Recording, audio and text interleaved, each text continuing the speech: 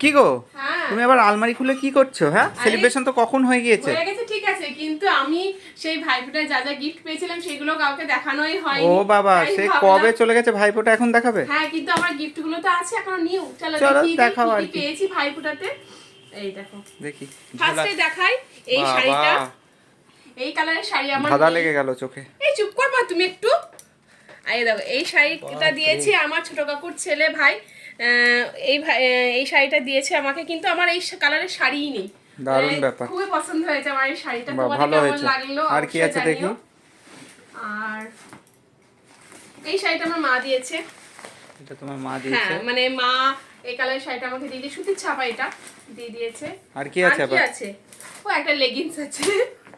আর আমার ছেলেকে দিয়েছে আমার মা ভাইফোঁটাতে, ফোঁটা করেছে দিয়ে এই গেঞ্জিটা দিয়েছে। আর আছে কিছু? বাহ, গেঞ্জিটাও বা কালারটা বেশ ভালো। আর এখানে দুটো নাইটিও আছে আমার। বাবা, সব নিয়ে এই এসছেন বাপের বাড়ি থেকে। এই একটা নাইটি, এই একটা নাইটি।